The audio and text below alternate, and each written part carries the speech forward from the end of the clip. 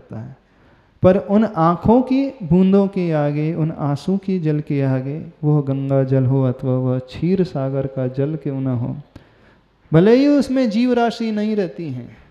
क्षीर सागर में विकलत्रय जीव नहीं होते, त्रस जीव नहीं होते। त्रस जीव तो सिर्फ लवण समुद्र में होते हैं। और कौन से समुद्र में होते हैं? कालोदधी समुद्र में होते हैं। ढाईद्वीप के अंदर रहने वाले जो समुद्र हैं उसी में विकलत्रय यानी त्रस जीव होते हैं। लेकिन क्षीर सागर यानी जहाँ से तीर्थंकर बालक का जब जन्माभिषेक होता है, जहाँ से वो जल आता है देवों के द्वारा, सुमेरु पर्वत पर बैठा करके तीर्थंकर बालक को स्नान कराया जाता है, अभिषेक कराया जाता है, उस जल को लाया जाता है जो क्षीर सागर में होता है, जिसमें त्रस राशि नहीं होती हैं, जीव नहीं होते हैं। भले ही वो बहुत पवित्र है, पावन है, लेकिन मछली की उन बूंदों ने, अश्रु की धाराओं ने उस क्षीर सागर की पावनता को मूलतः गौण कर दिया है। हमारे अश्रु उससे भी पवित्र हैं। ये भीतर का परिणाम है, भीतर की आत्मीयता है।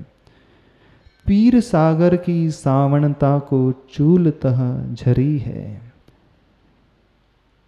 सावणता मतलब जैसे सावन के महीने में झरी लगती है ना बारिश की, तो क्या हो रहा है उन मछली की आंखों से? क्या हो रहा है?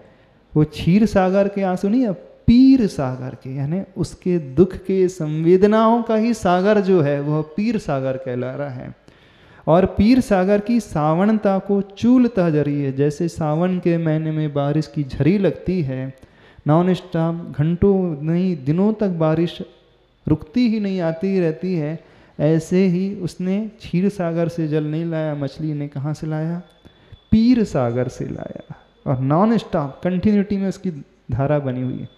देखो आचार्य भगवान की चिंतन की धारा देखो, आप चिंतन देखो, कहाँ क्षीर सागर और कहाँ पीर सागर। और आपको पल्ले भी नहीं पड़ी पीर सागर क्या होता है, हम बताएं। हम पीर सागर बोले तो आप पीरागढ़ी पहुंच जाओगे है ना, आप किसी एरिया का नाम लिखने लगोगे, ठीक है कि नहीं। पर आचार्य भगवान का चिंतन देखो, इसमें एक क्षीर सागर का जल है, पवित्र जल है, जिससे तीर्थंकर का अभिषेक होता है, और एक पीर सागर का जल है जिससे चरणों का अभिषेक होता है। आप भी चौकों में मुनिराज के पाद प्रक्षालन करते हैं, चरणों का प्रक्षालन। कभी आपने अपनी आंखों से अश्रु जल के द्वारा पाद प्रक्षालन किया? हाँ, कई श्रावक होते हैं जब आचार्य भगवान का पड़गाहन करते हैं तो उनकी आंखों से आंसू झरते ही रहते हैं, रुकते ही नहीं। उन्हें इतनी विशुद्धि हो, इतने परिणाम निर्मल हो जाते हैं व्यक्ति के उस समय श्रावकों के, कि वो रुकने का नाम ही नहीं लेते हैं। कितनी विशुद्धि है वो, दुख के आंसू नहीं, वो एकदम अंदर की विशुद्धि की। कितने वर्षों की भावना रही होगी, तब जाकर के वो आचार्य भगवान का पड़गान मिला होगा। कई लोग पाद प्रक्षालन ऐसे भी करते हैं वहाँ पे चौके में। तो कभी आपने इस प्रकार से पाद प्रक्षालन किया मुनिराज का अपने चौकों में? पूछ रहे हैं आपसे। हाँ महाराज जी, आंखों तो से आंसू तो बहुत निकलते हैं, मंदिर में तो खूब निकलते हैं। जब परेशानी आती है, दुख की घड़ी आती है, तो भगवान के सामने तो रोते तो बहुत है। वो रोने वाले आंसू की बात नहीं कर रहा है। कौन से? संवेदना के। वो ऐसी वातावरण, ऐसी भावना, इतनी निर्मलता जब भीतर से जागती है, तब वह पीर सागर का जल झरता है आंखों से। कभी झराओ, और एक बार यदि वो झर गया तो समझना उस दिन की विशुद्धि अलग ही होगी। दिन जो आप कमाओगे, उस दिन जो पुण्य का अर्जन करोगे, कर्मों की निर्जरा होगी, उस दिन जो आप आश्रव करोगे वो अलग ही होगा। वो भूतो न भविष्यति, वो कभी कभी होता है जिंदगी में। जब इतनी निर्मलता भीतर से जागती, इतनी विशुद्धि जब जागती है भीतर से, तब कहीं जाकर के इस प्रकार के परिणाम होते हैं। कभी धर्म क्षेत्र में इस प्रकार के परिणाम करना। हाँ, भगवान के जब दर्शन करते हैं ना, दर्शन ऐसे ही किए जाते हैं। कैसे किए जाते हैं? अष्टद्रव्य की सामग्री से नहीं, कौन से? मोती चढ़ा करके। कौन से मोती? आंखों के मोती। वाणीम गदगदयन वपुः पुलकयन नेत्रत्वयं श्रावयन। कभी हम बताएंगे भगवान के दर्शन कैसे करते हैं। शायद कभी बताया है कि नहीं, पता नहीं आप लोगों को। हाँ, दर्शन करने का तरीका कैसी होती विधि, मछली को हो गए वो। तो पीर सागर की सावणता को चूलतः झरी है।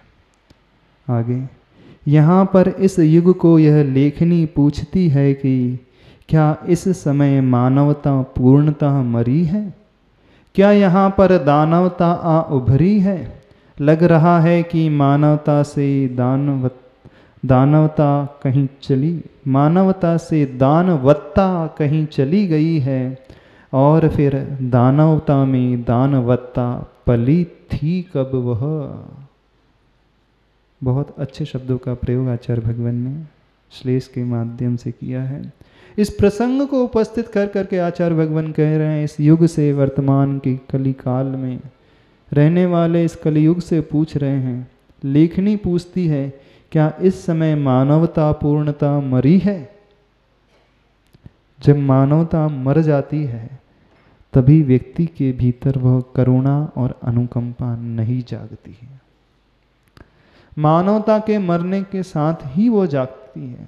ये मानवता जब जीवित रहती है भीतर, तभी वह अनुकंपा जागती है, करुणा जागती है। और मानवता मर जाती है तो व्यक्ति करुणा विहीन हो जाता है, दया अनुकंपा विहीन हो जाता है। तो आप लोग, मानव लोग, मानवता से रहित कहें कि सहित कहें? हमें क्या कहें, आप ही बता दो। मानवता से सहित हो कि रहित हो? हाँ, उन जीव राशि को देखते हो, जल में रहने वाले जीवों को देखते हो, हाँ, छानते हो, उन जीवों को बचाते हो। गर्दन हिला रहे हैं महाराज जी ने। तो मानवता के रूप में दानवता नहीं, मानव में ही मानवता नहीं है। आचार्य भगवान पूछ रहे हैं, लेखनी के माध्यम से लेखनी पूछती है, क्या इस समय मानवता पूर्णतः मरी है? और हमें तो बिल्कुल ऐसा ही लगता है, बिल्कुल कटु सत्य कह रहे हैं। हर व्यक्ति के भीतर जैसे ये समाप्त प्राय ही जैसी हो गई है। किसी के मन में करुणा का भाव जागृत ही नहीं होता है। भले ही आप नहीं भी कर पाते हो, लेकिन अंदर ही अंदर पश्चाताप से भरा करो कि मैं ये कार्य नहीं कर पा रहा हूं। अंदर ही अंदर उसे रोया करो, देखो कैसा तो क्षेत्र मिला है मुझे, चाह करके भी मैं उन जीवों को नहीं बचा पा रहा हूं। यानी आपके मन में ये पश्चाताप आता भी नहीं कभी, ये विचार आते भी नहीं कभी। आते हैं? आप तो इतने डूब गए अपने कार्यों में, फर्क ही नहीं पड़ता है। नहीं, काम यदि करना ही पड़ता है तो मजबूरी में क्या करो, अंदर ही अंदर रोया करो, जला करो, देखो यार कैसा है, यार कैसी परिस्थिति है, मैं देखो चाह करके भी नहीं कर पा रहा हूँ। आप तो प्रसन्न होकर के करते हो, नहीं आनंद में करते हो। और जब व्यक्ति इसमें आनंद मनाता है, समझना वो रौद्र ध्यान, हिंसानंदी रूपी रौद्र ध्यान बिल्कुल सत्य है। इस कारण आचार्य भगवान बिल्कुल सही शब्द लिख रहे हैं। यहाँ पर इस युग को यह लेखनी पूछती है कि क्या इस समय मानवता पूर्णतः मरी है? क्या यहाँ पर दानवता आ उभरी है? कि मानवता मर जाती है तो दानवता उभर करके आती ही है। लग रहा है कि मानवता से दानवत्ता कहीं चली गई है। मैंने मानवता से जो दान देने की प्रवृत्ति थी, दान का जो स्वभाव था, कौन सा दान? यहाँ उस अभय दान की चर्चा चल रही है। अहिंसा का जब आचरण करता है तब व्यक्ति वो अभय दान को दे पाता है। तो लगता है मानवता से वह दानवत्ता कहीं चली गई है, सब उस दानवत्ता से शून्य हो गया। नहीं हो गए शून्य, उससे रहित हो गए, बिल्कुल खाली। और फिर दानवता में दानवत्ता पली थी कब वह?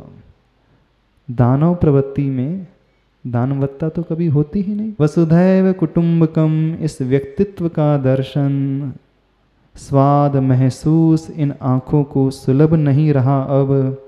यदि वह सुलभ भी है तो भारत में नहीं, महाभारत में देखो, भारत में दर्शन स्वार्थ का होता है। पेज नंबर 82 में है, 82। हाँ, वसुधैव कुटुंबकम, इस व्यक्तित्व का दर्शन कैसे है? हाँ हाँ, इतना अवश्य परिवर्तन हुआ है कि वसुधैव कुटुंबकम इसका आधुनिकरण हो गया है। वसु यानी धन द्रव्य, धा यानी धारण करना। आज धन ही कुटुंब बन गया है, धन ही मुकुट बन गया है जीवन का, इससे अलावा कुछ नहीं, है ना। प्राचीन काल से जो भारत की संस्कृति रही है, वसुधैव कुटुंबकम, क्या इस व्यक्तित्व का दर्शन, इसका स्वाद, इसका अनुभव इन आँखों को अब सुलभ नहीं रहा है। यदि वह सुलभ भी है तो भारत में तो नहीं है। कहाँ है? महाभारत, उस ग्रंथ में है बस। महाभारत में जब वो श्री कृष्ण जी ने कहा था वसुधैव कुटुंबकम, सुना है कि नहीं वो श्लोक? अयम निजः परा वेत्ति गणनाम लघुचेतसाम, उदार चरितानाम तु वसुधैव कुटुंबकम। अयम निजः परः वेत्ति, ये मेरा है, ये आपका है, ये तेरा है। ऐसी जो वृत्तियाँ होती हैं, ये किसका परिचायक है? लघु चेतसाम। जो संकीर्ण बुद्धि वाले हैं, जो नैरो माइंडेड लोग हैं, वो ही लोग ये बोलते हैं ये मेरा तेरा, थारी मारी में पड़े रहते हैं। आचार्य भगवान एक शब्द बोलते थे हमेशा, थारी मारी। मारवाड़ी में होता है ना, बस थारी मारी में लगे रहते हैं, मेरा तेरा मेरा तेरा। तो जो व्यक्ति ये मेरा तेरा की प्रवृत्ति अपनाता है, अयम निजः परो वेत्ति गणनाम लघु चेतसाम, ये किसकी गणना में आता है? लघु चेतसाम, यानी जो संकीर्ण विचारधारा वाले हैं। और उदार चरितानाम, जिनका चित्त उदार है, जिनका हृदय विशाल है, मन बहुत विशाल है, उनके लिए क्या है? वसुधैव कुटुंबकम, वसुधा ही ये कुटुंब की भांति है। आपके लिए आपका कुटुंब है। और उदार चरित्र के लिए क्या? वसुधा का अर्थ होता है यह पृथ्वी, यह भूमि, ये सारी की सारी भूमि, एक सारे के सारे पृथ्वी, ये पूरा का पूरा 2.5 द्वीप, ये मनुष्य लोग क्या है? उनके लिए एक परिवार की भांति है। आपके परिवार में कितने मेंबर हैं? चलो हम पूछ लें, अभी पता चल जाएगा आप कौन सी प्रवृत्ति वाले हो, कौन से चेतस वाले हो। कितने? किसी के में 4 हैं, किसी के में 6 हैं। जितने कितने बड़े बड़े परिवार हैं यहाँ पर? 8 मेंबर वाले, 10 मेंबर वाले, कितने सदस्य हैं? महाराज जी आजकल तो हम दो हमारे 2 का जमाना है, तो 4 से ज़्यादा तो होते ही नहीं है। और दादा दादी और हो जाए तो फिर 6 और हो जाए, ज़्यादा से ज़्यादा और पोता पोती हो जाए तो फिर उनके शादी हो जाए तो 6, 7, 8 इतने ही होते हैं। यानी जितनी ये गणना है सब जो है लघु चेत की प्रवृत्ति वाले हैं। लेकिन जो उदार चरित्र वाले होते हैं, उदार धारणा वाले होते हैं, उनके लिए सारी दुनिया एक कुटुंब की भांति होती है। और लघु वृत्ति वालों के लिए, एक संकीर्ण विचारधारा वालों के लिए 4 दीवारी अपने मस्तिष्क में निर्मित करते, अपने दिमाग में, अपने हृदय में, दिल में निर्मित कर लेते, वो वहीं तक सीमित रहते हैं। तो इसी बात को आचार्य भगवान लिख रहे हैं, इस वसुधैव कुटुंबकम, इस व्यक्तित्व का दर्शन, इसका स्वाद, इसका अनुभव, इसको महसूस इन आँखों को सुलभ नहीं रहा अब। यदि वह सुलभ भी है तो भारत में नहीं, महाभारत में देखो, भारत में दर्शन स्वार्थ का होता है। अब ये सारी की सारी बातें हैं ना, उदार चरित्र की बातें, सब शास्त्रों की बातें महाराज, है ना, ठीक है कि नहीं? हाँ, शब्दों की बातें हैं, ज़्यादा हुआ तो शास्त्रों की बातें हैं। हम बोलेंगे दया, दया किसे कहते हैं? हाँ, तो आप तुरंत शास्त्र के पन्ने उठाएंगे, कौन से पन्ने में लिखा है दया की परिभाषा क्या होती है? हाँ, तुरंत पलटाओगे। हम कहते धर्म क्या होता है? अरे हाँ, पेज नंबर 32 में धर्म की परिभाषा है, ऐसी है ना। हम बोले धर्म क्या होता है? हाँ, पेज नंबर 32 मेरे को महाराज में दिख करके बता दो धर्म की परिभाषा क्या होती है। हाँ, वस्तु स्वभाव धर्म, हाँ बिल्कुल वही कहा है, वस्तु का स्वभाव ही धर्म होता है, ये है ना कि नहीं। अब हम कहें 10 लक्षण क्या होता है? पर्युषण पर्व आ रहा है ना, 10 लक्षण, 10 लक्षण आप गिनती करोगे, द उत्तम, क्षमा, मार्दव, आर्जव, फिर क्या वो उसके बाद क्या है? शौच, सत्य, संयम, तप, त्याग, आकिंचन और ब्रह्मचर्य। हाँ, पूरे याद है। पूरे याद है कि नहीं 10 लक्षण धर्म? पूरे 10 धर्म पूरे याद है, पूरे याद है, गिनती बना देंगे, बता देंगे सारे के सारे लोग, नहीं बता देंगे। तो आचार्य भगवान वही लिख रहे हैं। अब वो दया की बातें सब वसुधैव कुटुंब की बातें भारत में नहीं है, महाभारत में ही देखने को मिलती है। भारत में तो दर्शन स्वार्थ का होता है।